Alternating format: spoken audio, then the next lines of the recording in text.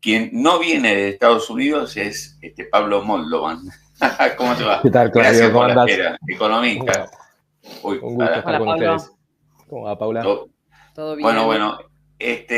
Bueno, a ver, nosotros tenemos distintos ángulos para entrarle hoy a la economía. Lo último tiene que ver con lo que recién hablábamos con Paula Macchi, antes de meternos en el nivel de actividad, metámonos en lo más coyuntural, que tiene que ver con los números que dio ayer a conocer el INDEC, que básicamente es otra vez un déficit de la cuenta corriente, esto es un déficit de la cuenta en dólares que tiene la Argentina, por eso tenía, ahora no lo puedo pinchar, pero bueno, ahora seguramente lo podré hacer, digamos, ¿qué te indica eso, este dato de que Argentina tiene menos dólares? Otra vez, digamos, queda evidente que tiene menos dólares de lo que la economía necesita para crecer, para funcionar. Ahora voy a subir acá un gráfico para que... O subilo vos, a ver, Paulina, si podés. Sí, estoy en eso, ya lo subo. A ver, fundamentalmente los datos del segundo trimestre de 2025 del balance de pago nos vienen como a mostrar algo bueno, un poco ya que intuíamos y que viene mostrando la dinámica cambiaria argentina, que es que por el lado de la cuenta corriente, que si se quiere es el espacio de generación de dólares genuinos, como se le suele decir, la economía está en una posición de déficit, fundamentalmente porque entró entre la carga de intereses de la deuda y el déficit de servicios, se llevan puesto lo que pueda llegar a generar el superávit de bienes. Esto pasa en el caso del segundo trimestre de 2025, incluso en el periodo del año en el que Argentina debería tener como un saldo de bienes más fuerte, porque tenemos la estacionalidad del agro, y no tenemos en este caso solo la estacionalidad del agro, sino tuvimos que la estacionalidad del agro potenciada por todo lo que hizo el gobierno para tratar de potenciarlo,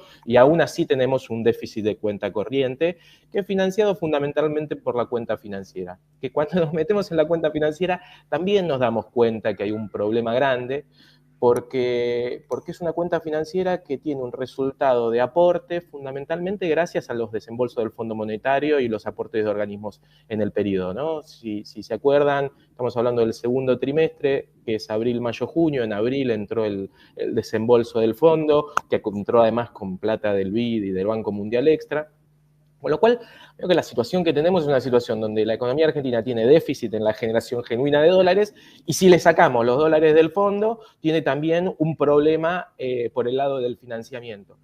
Estos números que son, si se quiere, más o menos, uno puede pensar relativamente viejos porque son del segundo trimestre, son de alguna manera los mismos números que nos dijeron a finales de la semana pasada las publicaciones del balance cambiario del Banco Central. Cuando nosotros vemos los datos del balance cambiario del Banco Central del viernes, lo que nos dicen es que estamos de vuelta en una situación de una cuenta corriente deficitaria y con una cuenta capital donde de vuelta el que pone los dólares es el Fondo Monetario, en el caso de los datos de agosto, a partir del desembolso de la primera revisión. Claro. Y esto configura una situación que creo que es bastante complicada y que de alguna manera se cristalizó con la crisis cambiaria que tuvimos antes del rescate de Estados Unidos. ¿Por qué digo esto? Porque Argentina viene como de alguna manera financiándose con dólares del fondo que se demostraron que no se podían usar. Si nosotros tenemos al ministro de Economía que salió a decir que iba a vender hasta el último dólar de los que tenía, que eran todos del fondo, y después de 3 días sobre el techo de la banda, tuvo que salir a buscar un rescate de emergencia de Estados Unidos, a generar una baja transitoria de retenciones para tratar de conseguir dólares, a meter controles y demás, con lo cual estamos como, o sea, si querés en un diagnóstico más, con un poco más de perspectiva y más de mediano plazo, estamos con una cuenta corriente deficitaria, con una cuenta capital que no alcanza para financiar lo que se está llevando fundamentalmente los argentinos en términos de FAE, y que entonces tenemos déficit corriente, déficit financiero, y lo venimos disimulando con dólares del fondo que no podemos usar. Con lo cual, y todo eso sobre una posición de reservas extremadamente estresada, ¿sí? Yo insisto con esto, nosotros lo veníamos diciendo que el esquema cambiario estaba bastante dañado por la decisión del gobierno de no acumular reservas. Me parece que cómo se dieron los acontecimientos, lo que viene a confirmar es que efectivamente el gobierno no tiene margen para usar los dólares del fondo, y entonces es como tomar conciencia que en verdad la posición de reservas de la Argentina no es la posición de reservas que nos viene diciendo el gobierno, sino que es una posición de reservas mucho más frágil, es una posición de reservas que está mucho más cerca de los niveles que viene disparando crisis en la Argentina. Uno agarra las reservas netas de Argentina y hoy estarán en 7.000 millones de dólares, pero si le restamos los 14.000 palos del fondo, estamos en menos 7.000, que son los números que generalmente nos hacen tambalear. Entonces, para mí, eso es un poco, explica la situación de tanta fragilidad que tiene el mercado del dólar hoy en la Argentina y la posición externa del gobierno.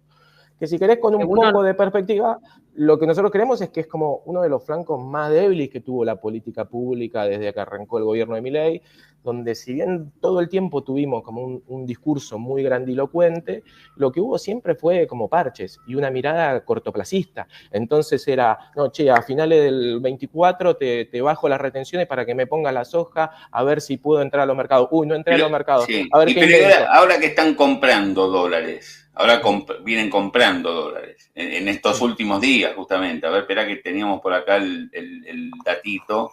Esto, ¿ves? Vienen comprando. Compraron ayer 500 millones de dólares. Nosotros dijimos recién, y mirá, pero que compraron 500, que es un montonazo de dólares, pero le liquidaron 1.500. O sea, compraron uno de cada 3. Y si uno ve desde la semana pasada para acá, se quedaron con el 44% de los dólares que trajeron las cerealeras. La pregunta es, estos dólares que están comprando, ¿no? ¿Te ponen en otro camino, en otro nivel? ¿Te aseguran algo? ¿Te resguardan de algo? Porque antes no compraban. Está muy bien todo lo que estábamos analizando, pero con un gobierno que te decía, no, yo no vine acá a comprar dólares. Bueno, ahora están comprando. ¿Y esto te pone en otro camino mirando hacia adelante? No, yo creo que lo que estamos es como en una situación de transición. Yo creo que el gobierno quedó en una posición muy, muy complicada después del resultado electoral de la provincia de Buenos Aires. Yo creo que ahí se le cristalizaron al gobierno dos problemas que se retroalimentan y que se tensionan entre sí. Uno es el que planteabas vos, Claudio, antes, que tiene que ver con la ruptura del mandato, si se quiere, electoral del gobierno, esta idea de que la sociedad argentina estaba dispuesta a tolerar cualquier tipo de ajuste y eso pone en jaque el esquema económico. Pero a su vez lo que le entró en crisis es el programa cambiario, ¿sí? Entonces, hoy estamos en una transición donde el gobierno no puede hacer los cambios hasta después de las elecciones que debería hacer sobre el programa cambiario, lo seguimos atajando con medidas de corto plazo, ¿sí? No nos olvidemos que estos 7.000 millones de dólares que el gobierno trajo para ahora de liquidación del agro son 7.000 millones de dólares que nos van a faltar en el último bimestre, ¿sí? Cuando uno hace la programación cambiaria del mercado en Argentina, uno tiene generalmente un noviembre y diciembre más tranquilos después de haber pasado lo peor que es septiembre y octubre. Bueno, nos estamos trayendo lo de el último bimestre para atajar el problema de la elección ahora y vamos a tener un problema ahí cuando tengamos que corregir el esquema. Entonces, lo que creo es que hay una mirada muy cortoplacista, insisto, me parece que son cada vez más claras las inconsistencias en el plano cambiario. Entonces empiezan a sumar los dos problemas. El gobierno tiene la necesidad de corregir el esquema cambiario, que ya vimos que no lo puede sostener, que no puede sostener el techo de la banda. Vos decís que este esquema no lo puede sostener ni con este ingreso de dólares que estamos teniendo ahora. Claudio, la verdad que nuestro diagnóstico es un diagnóstico donde lo que viene a traer el apoyo de Estados Unidos, si se quiere, es una red de contención para hacer un cambio de esquema menos traumático. Pero no viene a sostener esto. A ver, repetí eso porque como concepto está bien. Acá el licenciado Darío González te dice muy pesimista, Pablo Moldovan. Pero... Me lo suelen decir, está bien, sáquenle el IVA. Por eso. No, está bien, pero estamos haciendo un análisis, si se quiere, técnico. Ahora vamos a escuchar qué dijo, porque habló Milei del tema Trump, Estados Unidos, lo vamos a escuchar, habló esta mañana. Pero escúchame, a ver, pues como concepto estaba muy bien lo que vos decías. ¿Para qué sirve este salvataje de Trump? Que por lo menos lo que conocemos hasta ahora, después hay una parte que todavía no. El salvataje de Estados Unidos es para el gobierno, para mí, una oportunidad para relanzar el programa económico. De hecho, esto se deja entrever en las propias declaraciones de los funcionarios. Primero, Bessent dice, nos vamos a poner a trabajar después de las elecciones. Después, los propios funcionarios están saliendo a decir, bueno, no, nos pidieron en parte que empecemos a construir las alianzas de gobernabilidad para la segunda parte del mandato. Esto lo dijo Caputo en la tele el viernes. Dijo, che, no, mirá, me equivoqué con los gobernadores. Raro, dijo, lo llamé al presidente para que me meta en la mesa política. Bueno, ahí hay un mandato donde lo que se le empieza a construir al gobierno es, che, mira, después de las elecciones vos vas a tener que relanzarte por un lado políticamente y vas a tener que relanzar el esquema económico.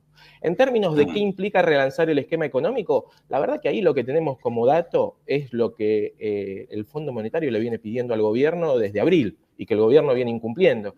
Y que la verdad que uno lo que espera es que en la medida que tuviste que recurrir a un rescate de Estados Unidos, lo más probable es que tus márgenes de tus grados de libertad para resistir y para evadir lo que te vienen pidiendo van a ser cada vez más chicos porque sos cada vez más dependiente de ese financiamiento. Entonces, hacia adelante me parece que lo que vamos a tener es un esquema donde Argentina tiene que empezar a acumular reservas y el Fondo Monetario generalmente esto lo acompaña con un eufemismo, que es un tipo de cambio más flexible, pero que en el fondo lo que quiere es un tipo de cambio más alto para que acumules reservas. Entonces, Argentina tiene que ir a eso fundamentalmente porque, como decíamos antes, tiene una posición de reserva muy crítica que está disimulada por un préstamo que tiene carácter precautorio del fondo, pero que no está ahí para usarse, y eso es lo que estamos todos convencidos que va a pasar después de octubre. ¿Sí?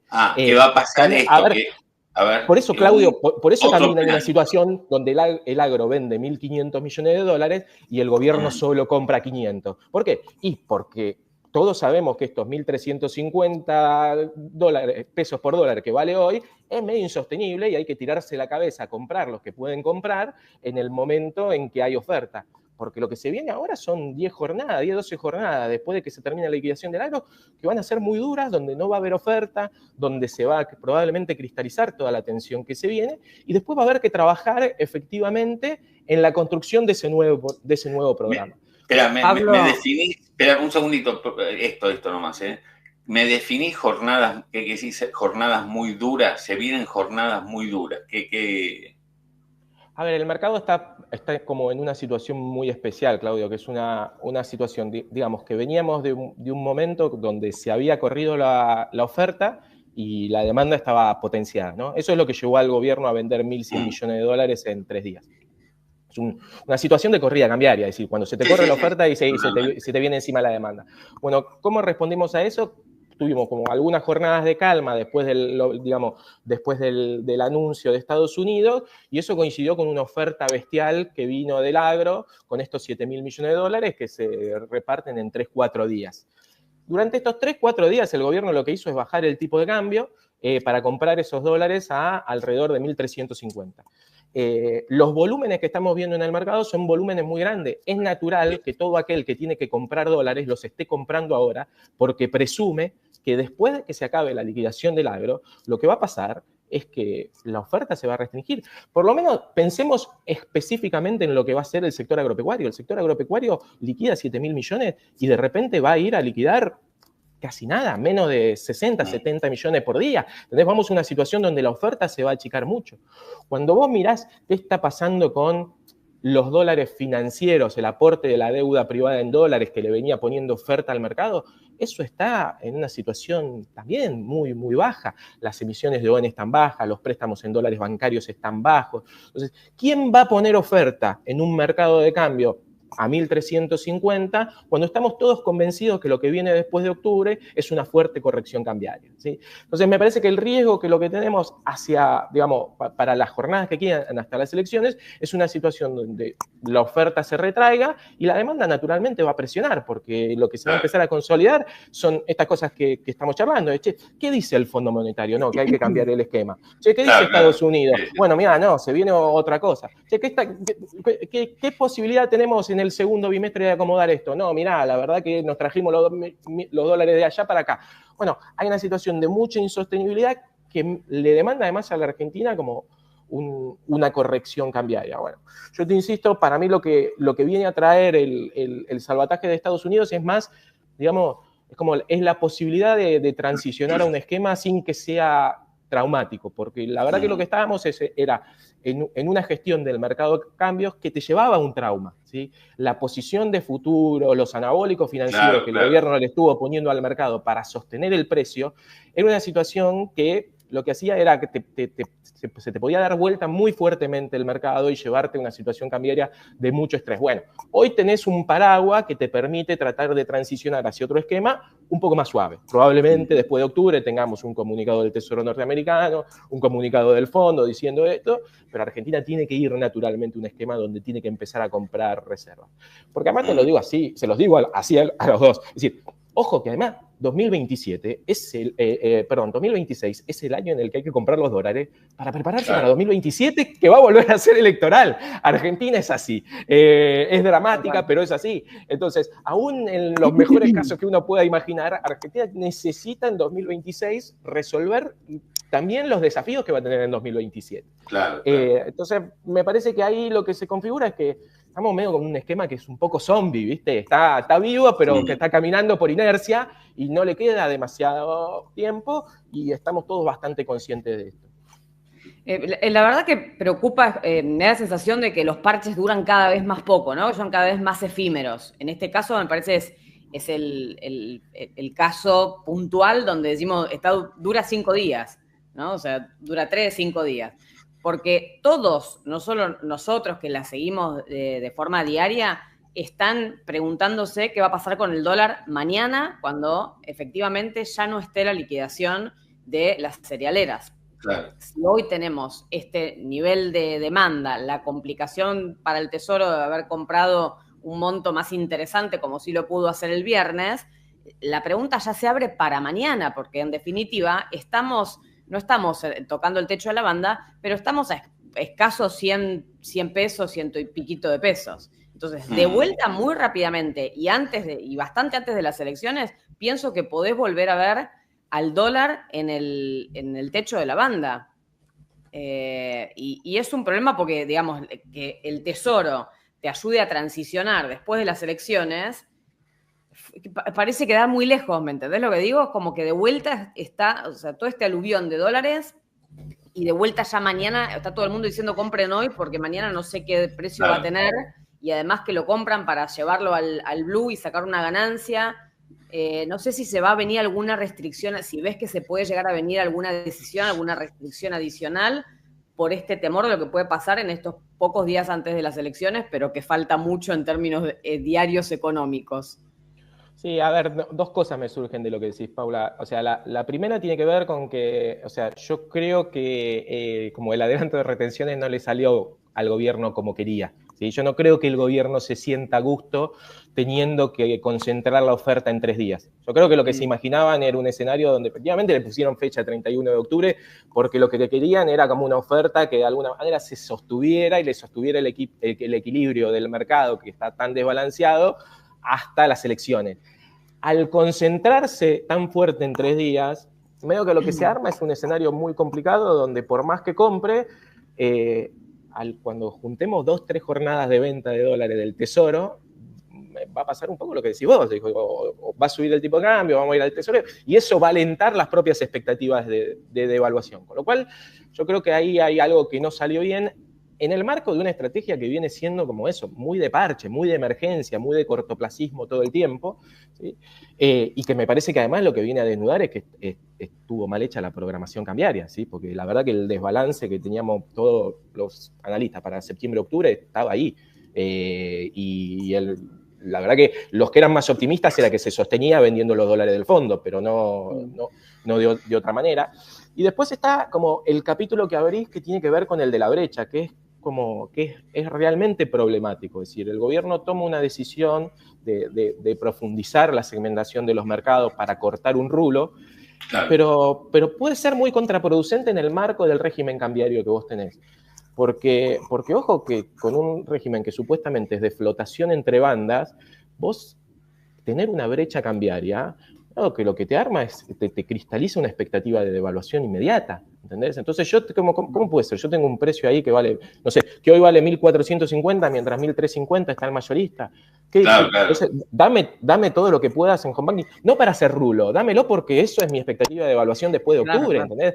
Entonces, ahí me parece que sí hay un problema un poco más grave en términos de lo que es Argentina, que tiene que ver un poco con cómo se subestima generalmente a la gestión del anterior, ¿no? Entonces, se piensa que todos los controles que había eran como un capricho y una locura, y en verdad mucha parte de los controles estaban para atender estos problemas y lo que estamos en una situación donde se abrió el cepo de una manera bastante irresponsable. Es decir, nosotros teníamos como las transferencias en dólares en Argentina completamente trabadas, ¿viste? A un nivel como que era extremo, donde no podías ni sacar los dólares de la LIC, donde no le podías pasar $200 a tu esposa, no podías hacer como ningún tipo de transferencia en dólares, pero eso no era una locura, eso tenía que ver de alguna manera con un esquema donde en la medida que tenés brecha te empiezan a aparecer estos incentivos para aprovechar la brecha, y si vos lo tenés abierto, se te va a escapar la tortuga.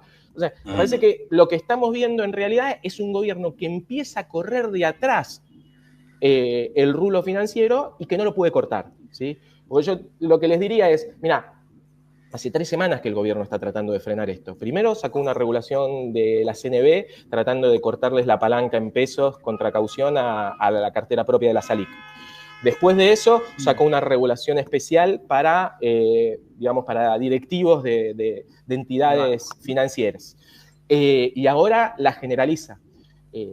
El camino es un camino que de alguna manera no frena. Yo creo que si efectivamente quieren cortar lo que dicen que quieren cortar, probablemente o van a tener que avanzar en más regulaciones del estilo de las que charlábamos, o sea, ponerle ruido a las transferencias en dólares, por ejemplo, o ponerle un tope cuantitativo a la compra de dólares grande, o si no, fundamentalmente lo que tendrán que hacer, como un poco como estábamos hablando, lo que estamos viviendo es una transición hasta un cambio de esquema, bancarse la venta que haya que bancarse y la pérdida de reserva que haya que bancarse hasta octubre y después corregir el esquema general.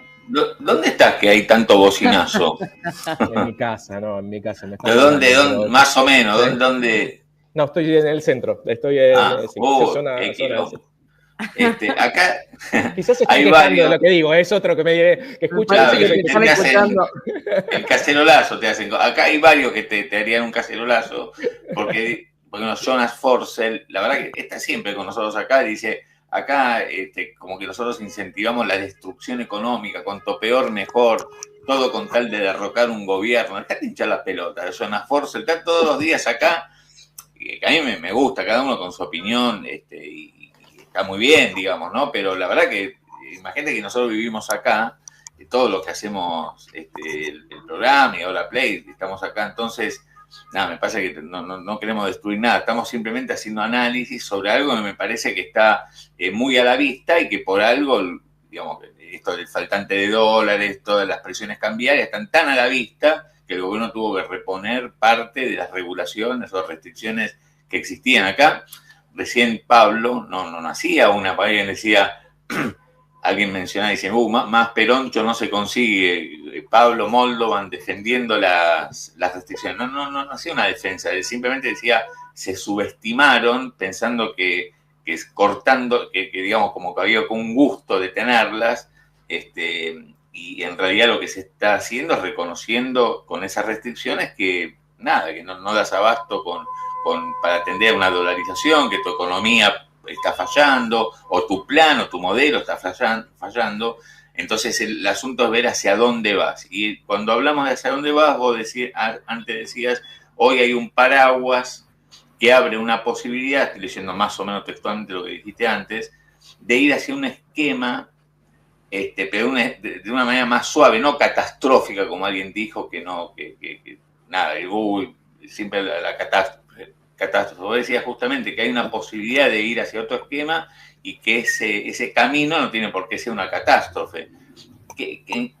Digamos, ¿de qué manera te aseguras en todo caso de que si vas a otro esquema, que es lo más probable por lo mismo que estamos analizando? Mira, si Gita Gopinath te dice todo bien con ustedes, pero tienen que flexibilizar y tienen que comprar dólares, y vas a tener que hacerle a otro tipo de cambio, no a este dólar. Entonces, acá estamos viendo qué hace el gobierno, cómo se las arregla defensivamente para llegar al 26 de octubre sin más sobresaltos, Pero después, digo, ¿cómo te aseguras ir hacia un esquema justamente, pero no de manera de otra vez una gran crisis? Digamos, ¿cómo podría ser eso que vos dijiste? Tenés un paraguas y ese paraguas te puede servir para ir hacia un nuevo esquema, pero de una manera más suave o sin catástrofe y sin gran crisis. ¿Cómo haces? A ver, la percepción, si se quiere, antes del salvataje de Estados Unidos es que Argentina estaba en una situación muy débil porque los dólares que tenía que conseguir, el agujero de dólares para 2026 era muy, muy grande. ¿Y por qué era tan grande? Era fundamentalmente porque vos sumabas los compromisos de deuda más digamos, la distancia y los desvíos respecto que tenía de la meta de acumulación de reservas con el fondo, más la necesidad de equilibrar el propio mercado y la propia demanda después de haber abierto la compra de dólares para personas.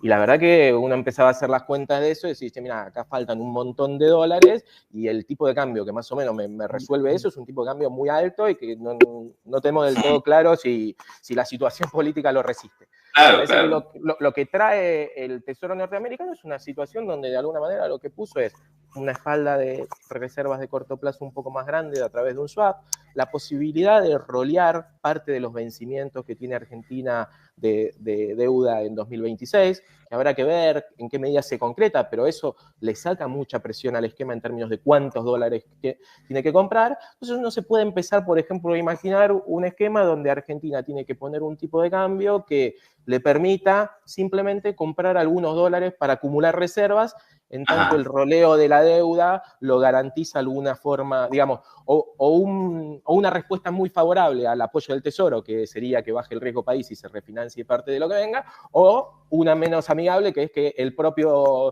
Tesoro norteamericano suscriba deuda argentina por el equivalente a las amortizaciones de capital de enero y de julio. Entonces, claro, en ese esquema uno lo que empieza a pensar es, bueno, efectivamente Argentina lo que tiene que construir es un nuevo esquema cambiario con un tipo de cambio que le permita al gobierno, eso por un lado, no solo equilibrar el mercado del dólar, sino también comprar algo. Bueno, yo creo que eso hoy es posible en la medida que se sostenga el apoyo de Estados Unidos. Y eso es un valor. Yo creo que, me parece que hoy la agenda, yo al revés, yo interpreto que la agenda del propio gobierno hoy está en ese sentido, ¿sí?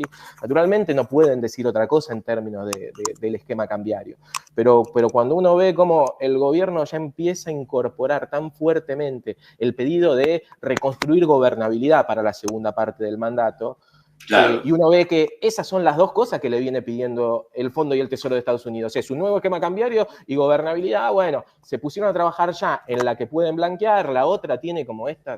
Nada, digo, claro. Hay que entender que la situación, como la transición esta entre elecciones después de una derrota, son siempre complicadas. Y no es que le pasó a este gobierno, sino que, digo, eso es algo más para revisar en términos de cómo funciona el sistema electoral en Argentina. Pero vos lo que decís es que se puede ir hacia un nuevo esquema de, no sé, flotación del tipo de cambio, digamos, pero en ese camino que no haya una catástrofe, tal vez una gran crisis. Eso es lo que vos percibís, que hay posibilidad, que estamos en un momento donde hay posibilidad de que eso no suceda. Sí, yo creo que sí. Me parece que hoy eso es muy dependiente del apoyo externo. Y hoy uno tiene la sensación de que parte del apoyo externo es dependiente en parte del resultado electoral. Es decir, uno lo que necesitaría, yo creo que no, de lo que se trata ahí no es de una victoria del oficialismo, sino de que el oficialismo tiene que tener un resultado electoral que lo deje en la cancha para 2027, ¿sí? Ganando, perdiendo, tiene que ser un resultado que no sea dramático, y con eso tiene que empezar a construir la segunda parte del mandato, que va a ser una segunda parte del mandato, donde aparecen, si querés, como decís vos, estos dos pilares, que son flotación y acumulación de reservas. Yo respecto de la flotación, creo que generalmente esto es más un eufemismo respecto de pedir devaluación que otra cosa. El esquema argentino lo que tiene que empezar a priorizar es la acumulación de reservas, es decir, tiene que poner un tipo de cambio que le permita comprar. Es decir, y en todo caso es una flotación, pero es una flotación que al final lo que va a tener es un banco central que le va a poner un piso al dólar mientras compra, ¿sí? Ese es más o menos el esquema al que vamos, y que bueno, es el que me parece que se debería empezar a poner en marcha a partir de octubre. Pauli, ¿querés preguntar No, o sí, tengo ahí a Milei hablando de Estados Unidos? Bueno, no, pero pensaba en la credibilidad del equipo económico, que durante todo este tiempo ha presentado verdades absolutas, dejando frases que recordamos todos, como que están dados todos los fundamentos para que se caiga como un piano el dólar, se va a caer, va a llegar a 600, puede llegar a 600, se va al piso de la banda, no vinimos a comprar reservas, no es necesario en este régimen cambiario. Hay, de las más recientes, hay dólares suficientes para todos. Hace 2 semanas dijeron eso. Vamos a vender hasta el último dólar. Todo riesgo cuca. Bueno, todo eso que hoy, o sea, que en su momento, lo decimos siempre, también por los amigos acá del chat que critican tanto. Pero vos llegabas a decir, che, discúlpame, me parece que acá le está cerrando, que podrías comprar, tenés el trimestre de oro espectacular. Bueno, eras un mandril con todas las adjetivaciones posibles.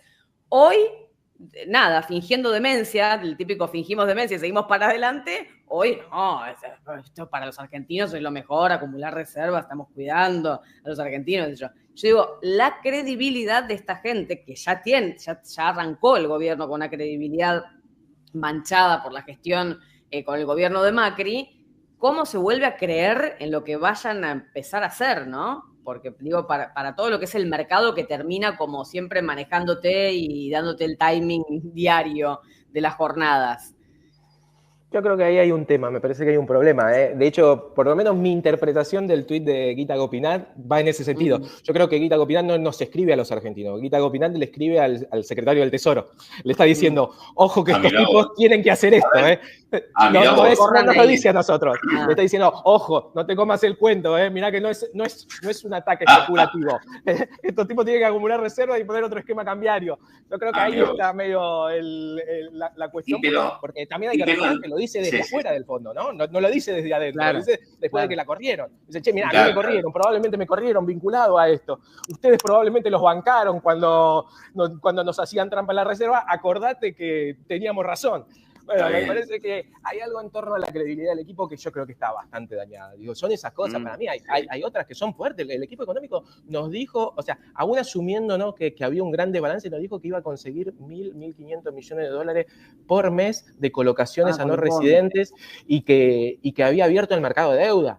Entonces, hay toda una situación donde yo creo que lo más difícil no es que un funcionario diga algo que no se cumpla o que un funcionario diga mentira. Parece que eso le toca a cualquiera y viene, es como, son gajes del oficio, ¿no? Perdóname, pero estos son hábiles para dejar además, en todo lo que es comunicación, salir a matar. Sí, yo creo que hay una cosa más fuerte que tiene que ver con que sí transmiten que se sienten muy incómodos con lo que les piden. Es decir, es que es un equipo económico que no cree en la acumulación de reservas, por decirlo de alguna manera. Y lo que se viene es una etapa donde probablemente lo que se priorice sea eso. Entonces ahí veo que lo que hay es un riesgo de tensión permanente, que es lo que venimos viendo. Checa, no sé, después de la segunda revisión del acuerdo con el fondo también compraron, ¿no? Es decir, el fondo se paró arriba de la revisión, el gobierno dijo, uy, no me dan los 2.000 millones, bueno, ¿qué hacemos? Bueno, tenemos que empezar a comprar. ¿Compraron? Y a los 2 días empezaron a vender adentro de la banda. Sí, o sea, compraron para que les saquen el desembolso y al día siguiente empezaron a romper. O sea, me parece que ahí sí hay algo que está bastante roto y que no es solo con una declaración, sino que tiene que ver como medio con la gestión concreta del programa. Me parece que esas cosas igual, no sé, eso está más en el plano de la política, digo. Creo que son heridas que se pueden curar. Si el fondo y Estados Unidos están de acuerdo y le creen a este tipo, es lo que va a valer. No importa tanto la credibilidad nuestra con el equipo económico. Me parece que acá la cuestión es ver que en todo caso, ¿qué quiere hacer Milei? Digamos, porque Milei es el que también lideraba la idea de que no hacen falta dólares, que no había que acumular. Digo, Caputo ya demostró que un día va para un lado, otro día va para otro, digamos, que está bien. Veremos, digamos, me parece que la confianza en todo caso se va armando en el día a día, una vez que encauzás un camino más virtuoso del que tenemos hoy, que estamos pensando en, che, hoy se terminan los dólares de la cerealera, mañana ¿qué? Hoy estamos en eso, en el día a día. Estamos en el día a día. A ver qué decía recién Milei, escuchen esto, Milei sobre el tema Estados Unidos, ahí en la charla con Laje. Ya tenemos tema cerrado central. el financiamiento del 26 y estamos buscando cerrar el del 27. Sí, todo eso, si lográs hacer acuerdos políticos, que es una de las condiciones que pone Estados Unidos. Pero de vuelta, a mí lo que hoy no lo tenés. A ver, vamos a esto. Digo, la pregunta, yo cuando digo todas las cosas que dicen, digo, a mí me gustaría que me lo vengan y me lo cuenten a mí, que yo estaba sentado en esa reunión. ¿No te pidieron acuerdo político? A mí no me hablaron de eso. ¿No te pidieron swap con China? No, eso es falso. Eso es falso. O sea, no te pidieron ni que termines el swap con China y que te quedes solamente con el swap de Estados Unidos, ni que armes una estrategia de acuerdo político con gobernadores. Sí, básicamente eso tampoco lo pidieron. No.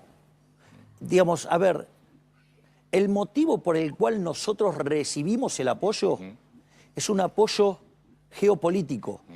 El resto son operaciones domésticas para levantarse el precio, para meter presión mediática y para poder negociar las otras partes de un lugar mejor. Preguntas concretas. ¿Es este el gabinete que imaginás va a seguir después de octubre?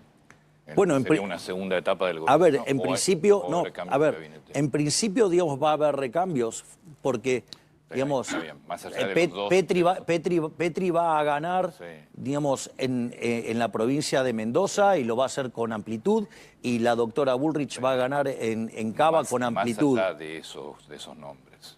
Bueno, digamos, a la luz de esa situación y los cambios que tengo que hacer por motivos forzados, a mí me lleva a tener que recalibrar el gabinete para que mantenga equilibrio. O sea, lo que tiene...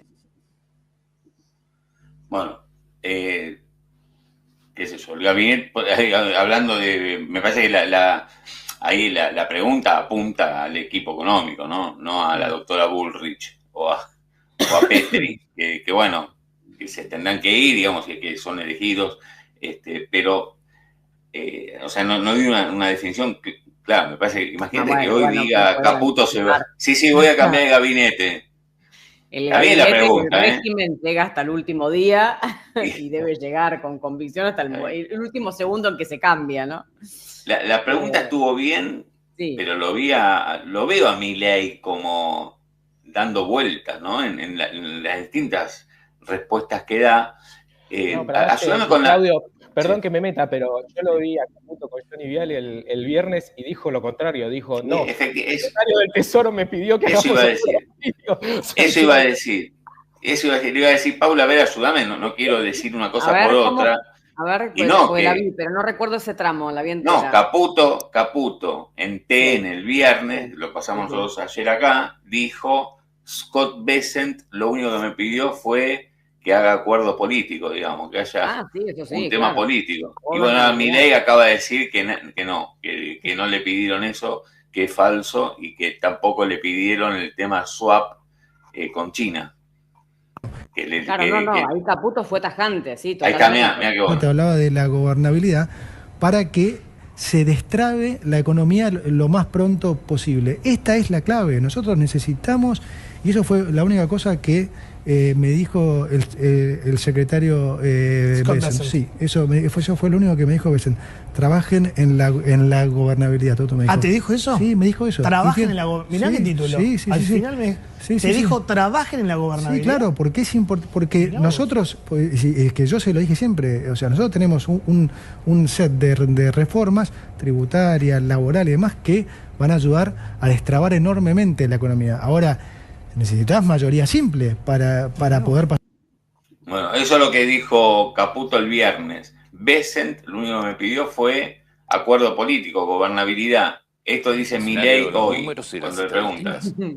Ahora yo te digo, ¿y por qué el Ditela, el índice Ditela? No, esto no era. ¿Dónde estaba lo de recién? Ahora se me fue. Bueno, ahora lo vamos a poner, pero le dice, es falso, no me pidieron nada, acá está, a ver qué dice. Ya tenemos cerrado el financiamiento del 26 y estamos buscando cerrar el del 27. Sí, todo eso, si lográs hacer acuerdos políticos, que es una de las condiciones que pone Estados Unidos. Pero de vuelta, A mí lo que hoy no lo tenés. A ver, vamos a esto. Digo, la pregunta, yo cuando digo todas las cosas que dicen, digo, a mí me gustaría que me lo vengan y me lo cuenten a mí, que yo estaba sentado en esa reunión. ¿No te pidieron acuerdo político? A mí no me hablaron de eso. ¿No te pidieron swap con China? No, eso es falso. Eso es falso. O sea, no te pidieron ni que termines el swap con China y que te quedes solamente con el swap de Estados Unidos, ni que armes una estrategia de acuerdo político con gobernadores. Sí, básicamente eso tampoco lo pidieron. No. Digamos, a ver, el motivo por el cual nosotros recibimos el apoyo es un apoyo geopolítico. El resto son operaciones domésticas para levantarse el precio. Bien. Para meter presión mediática y para poder negociar las otras partes de un lugar mejor. Bueno, ahí está. Operaciones mediáticas para levantarse el precio fue la respuesta de por qué, el propio Caputo dijo que le habían pedido en Estados Unidos, Bessent le dijo vayan y hagan acuerdo político y por eso se entendió los últimos movimientos justamente políticos del gobierno con Macri. Ayer Pagni dijo que hubo reunión Milei y Macri en el Quinto Olivo, entonces buscando acuerdos políticos. Pero bueno, eso, qué sé yo, la verdad es que... Presidente que no le gusta el brazo torcer, obviamente, a ninguno, ¿no? Pero en este momento, evidentemente, tampoco. Y pero desmentida... con Caputo... Sí, no. Sí, claro. A ver, escuchemos qué dijo sobre la actividad económica. Acá yo veo que hay muchos que están charlando, distintos, ¿no? Comerciantes, están poniendo, yo laburo poco, algunos incluso, no me acuerdo el nombre, dijo, mira, con Massa todo estaba peor todavía que ahora por el tema de inflación. Pero a ver qué dijo sobre el tema económico, actividad económica, Milei, hace un ratito nomás. Te pone al gobierno con el índice de confianza más bajo desde que asumiste. Es decir, algo pasa. Obvio. Que todo lo que se logra, que sin duda se está logrando, es indiscutible la baja de la inflación, es indiscutible que eso te trae directamente baja de pobreza, pero también es indiscutible que hoy la economía está frenada y que no se percibe... Y yo no lo dudé eso, y no lo puse en duda. Ahora lo explico. Vamos adelante. Pero ahora lo explico. ¿Por qué el índice de confianza en el gobierno entonces está en el nivel más bajo? Porque se desaceleró fuertemente la actividad económica, concretamente. Sí. Hay un dicho, digo, que conocen los que juegan ajedrez, vos podés jugar con las blancas, pero ¿qué pasa? Sí. Las negras también juegan. Bueno, claro. Exacto. Entonces, la economía argentina se venía expandiendo muy fuertemente durante la primera parte del año. Muy fuertemente, digamos, y venía acelerando hacia el 8%, digamos, en algún momento. Eso era lo que estaba pasando. La inflación a la baja. Digamos, la inseguridad fuertemente cayendo. ¿Qué quiere decir esto? Esto daba un contexto electoral que era muy positivo para el gobierno. Sí. Bueno, del otro lado decidieron empezar a atacar. Es decir, y salieron a romper todo. O sea, básicamente lo que vos ves es un esquema destructivo instrumentado desde el Congreso de la Nación de intentar de romper todo lo que hizo el gobierno. O sea, digamos, hay una vocación destructiva. Entonces, en esa vocación destructiva, la consecuencia de esto es que te aumentó el riesgo país. Cuando te aumenta el riesgo país, se te dispara la tasa de interés y al dispararse la tasa de interés, se te frena la actividad económica. Entonces, vos te venías llevando una actividad económica y ahora te encontrás con que no tenés demanda o que los pedidos que tenías ahora tenés menos, que el flujo de negocios ahora está mucho más lento y claramente es la consecuencia que vos tenés un grupo de forajidos tratando de romper todo el tiempo, entonces eso tiene consecuencias. Es decir, no es gratis, no es gratis. O sea, lo que hay que entender es que la vocación destructiva del kirchnerismo, que está dispuesta a romper todo porque lo único que le importa es el poder, no es gratis. ¿Y vos crees? Bueno, ahí está una banda de forajidos que quiso romper todo, hace, alusión al Congreso y las leyes que fueron votando, que lo obligaron a él a vetar, y después el propio Congreso en algunos casos a dar vuelta a ese veto, algo que veremos en las próximas horas de nuevo, si intento por lo menos. Pero yo lo que me pregunto, y viendo los resultados en la provincia de Buenos Aires, Y me parece que la gente no está viendo una banda de forajidos que le metió la pata a Caputo y que hizo que la actividad económica pasara del pedo de buzo a una recesión nuevamente. Yo la verdad que me parece que me da la sensación de que se queda corto en esa lectura el presidente, que la gente no sé hasta qué punto va a poder interpretar que hubo una banda de forajidos que hizo que la economía otra vez entrara en una recesión. No, lo que le intenta explicar Laje, me parece que en cada intervención, yo me agrego eso parece que te dejo, Pablo, la vocación destructiva, digo, este no fue un gobierno constructivo, también fue un gobierno destructivo desde su mirada de Estado, desde su mirada de estar presente en algunos lugares, digo, sin repartir papelitos para todos, es sumamente destructivo. En algún momento también eso te pasa una factura. O sea, si el otro te destruye, vos destruiste, no termina más. A mí me surgen dos cosas. Primero hay una cosa que es que el relato del presidente no cierra tampoco con la dinámica de los datos. Es decir, nosotros lo que vemos es el estancamiento de la actividad desde marzo, abril.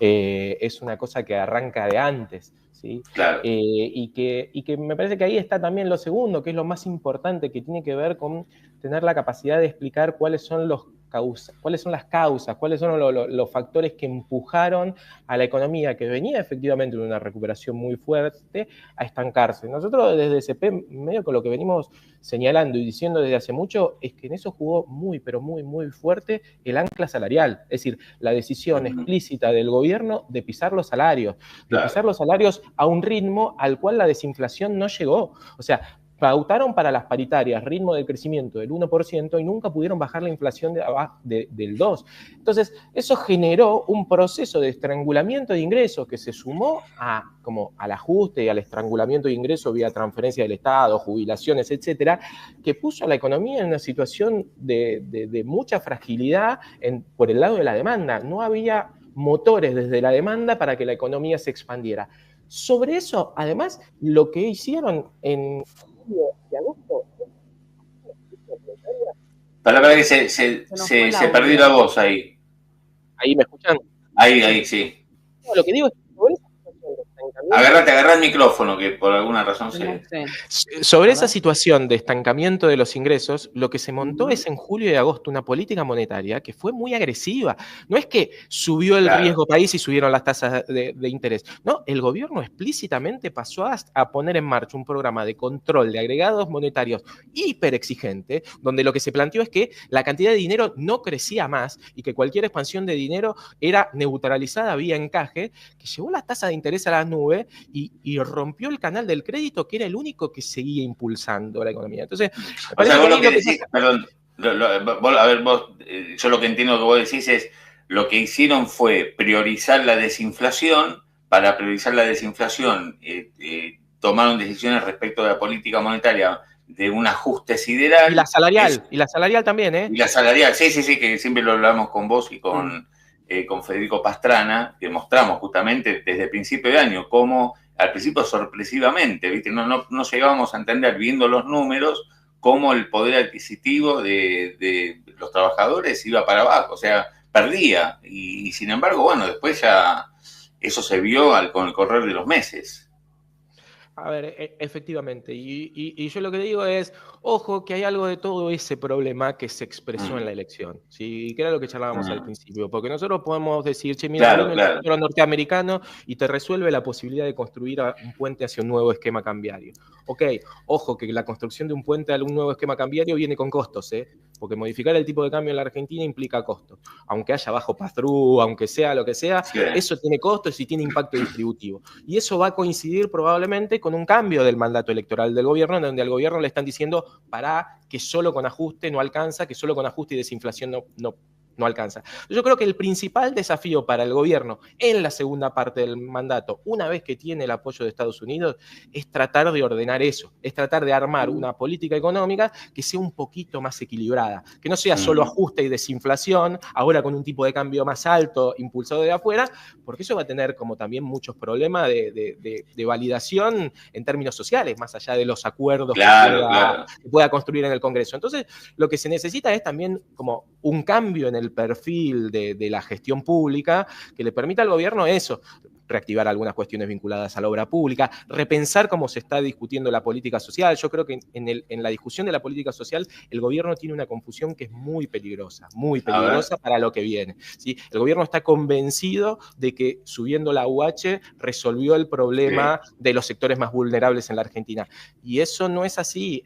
A ver, ¿por qué no? Porque, perdóname, te interrumpo. Ayer justamente yo veía un gráfico, mira, lo iba a traer y me olvidé. Que la UH, a diferencia de lo que pasa con las jubilaciones, por ejemplo, o mismo vos estás diciendo con los salarios, ni hablar los públicos, que vienen perdiendo contra la inflación en los últimos meses, y le costó, digamos, que pudo tener una leve recuperación en el último mes, pero cuando uno mira la serie de este año, le costó justamente a los salarios en perder la inflación. Claramente se ve que la AUH va por encima. Entonces, ¿y por qué vos decís que es equivocada esa estrategia? Porque yo creo que se le da demasiada potencia al efecto de la UH, ¿sí? Yo creo que el gobierno, la política social del gobierno tuvo dos patas fundamentalmente. Una es la actualización de las AUH y la otra es el congelamiento de todo el resto de la política social y la decisión de desintermediar esos programas, ¿sí? Con lo cual, lo que tuvo la Argentina es un proceso donde, de alguna manera, frente a la crisis inicial, al ajuste inicial, las transferencias sociales se congelaron, fueron perdiendo gradualmente poder adquisitivo en la medida que se aceleraba la inflación, pero quienes recibían esas prestaciones tenían, de alguna manera, la ventaja de que ya no tenían ni que trabajar, o ni que ir a una marcha, ni que ir a ningún tipo de contraprestación. Pero eso es asistencia social que se fue licuando y que hoy tiene un peso mucho más bajo. ¿No? Después, esto no tiene que ver con discutir si está bien o si está mal, si estaba bien dada, si esos mecanismos eran justos o no eran justos. Yo lo que digo es que había ahí un piso de transferencias sociales que se licuó y que se achicó, ¿sí? Recordemos que la AUH era el 20-25% del gasto social de la Argentina, ¿sí? Todo el resto se achicó y hoy nos enfrentamos muy probablemente hasta la necesidad de una nueva corrección cambiaria, un nuevo episodio donde ya no vas a tener ese colchón, ¿sí? Nosotros usamos para esto un poco la metáfora de la cual los economistas abusamos un poco, que es la del sapo en la olla, ¿no? Vos un sapo lo metes en una olla de agua hirviendo y salta. Un sapo lo metes en una olla de agua fría y prendes el agua de a poco y se queda. Bueno, lo que pasó con la política social en Argentina se parece a eso. Y ojo que ahora lo que vamos es a una nueva tanda, ¿sí? Probablemente de alguna forma de ajuste, sobre todo por el lado externo, y ese margen de protección no está. Entonces, de vuelta, lo que necesitamos es un gobierno que no solo tenga las indicaciones de afuera y el apoyo de afuera para acomodar el esquema cambiario, sino que también tenga de alguna manera la versatilidad y el pragmatismo para acomodar un poco un programa económico que empieza a atender cosas que no atendió. Claro, que eso va a haber que pensar, ¿no? Después del 20. Estamos todos mirando esta dinámica de súper corto plazo, pero para después del 26 me parece que esto es clave lo que vos estás diciendo, clave, ¿eh? Porque si estamos fluyendo un nuevo régimen cambiario, todo lo que rodea en términos de asistencia social es muy, muy importante. Estamos viendo una sociedad donde no se va a bancar fácil, y no tiene por qué, digamos, pero no se va a bancar fácil. Bueno, sí, mirá, otra vez sube el dólar y un poquito más de inflación. Ojo ahí, porque si no jugás bien, podés tener problemas. Vos, Pauli, ¿querés, no sé si decir algo o preguntar algo? La última. Estaba pensando en el tema del AUH, este aumento que había habido en la AUH, yo no me acuerdo si había sido del 150% desde que empezó el gobierno, pero bueno, bien por encima de la inflación. Que les sirve, me voy por la tangente, ¿no? Pero también entiendo, la UH es muy importante por el número de pobreza, porque en la encuesta permanente de hogares, digamos, las preguntas al respecto de los ingresos, una de ellas es no solamente cuánto recibís por lo que laburás, por tus ingresos, sino también subsidios. Entonces, eso lo tienen que mantener bien arriba de la inflación, porque es lo que les ayuda a reducir después, a mostrar un número de reducción de la pobreza, ¿no? Yo insisto con esto, me parece que, o sea, efectivamente, creo que el principal riesgo es que el gobierno se crea alguna de las cosas que dice, porque naturalmente, como planteabas vos, tiene como una comunicación que es como avasallante, que tiene afirmaciones muy contundentes, ¿no? Entonces yo lo que me interesaba marcar era esto: ojo que el gobierno viene como desestructurando todo el resto de la política social, digamos, desestructurando el 70% de la política social y sosteniendo el 30%. Y cree que con eso todo lo que está fuera de la UH, alcanza. Claro. Todo lo que está Ahora, fuera de la bocha se borró y quedó eso. ojo que la forma en la que se desarticuló ese 70% hace que hoy tengas una base de protección social mucho más baja, ¿sí? Esto a ver, una de las expresiones de esto es el bono a los jubilados. Si el bono jubilado sigue siendo el mismo, 70.000 pesos, quedó fijo. Bueno, hoy vale mucho menos. Si vos pensás que una devaluación y los impactos de una devaluación hoy van a tener los mismos efectos sobre los jubilados, ahora que tienen un bono que ya se liguó un montón, bueno, ojo porque ahí hay una serie de cosas, lo mismo con otros programas sociales, que son un lío. Más allá de lo que dicen las estadísticas, porque me parece que el principal riesgo es que eso, que el gobierno se crea su propio relato, de que la baja de la pobreza es avasallante, que la economía se cayó recién en agosto por los proyectos de ley en el Congreso. Bueno, lo que ves es que la dinámica es una dinámica más compleja, donde la desinflación se hizo muy dependiente del ajuste en 2025. Entonces, me parece que recalibrar el programa implican, me parece que naturalmente empezar a pensar en un ritmo de desinflación más bajo y en objetivos de política económica un poco más amplios, que tengan, que incorporen alguna dimensión de crecimiento y alguna dimensión de mejora de ingresos. Sin eso también va a ser difícil.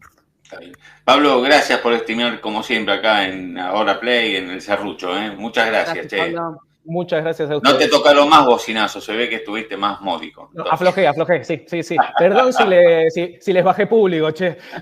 No, para nada. Mucha gente viéndote. Gracias, Gracias, Pablo. Hasta luego. Bueno.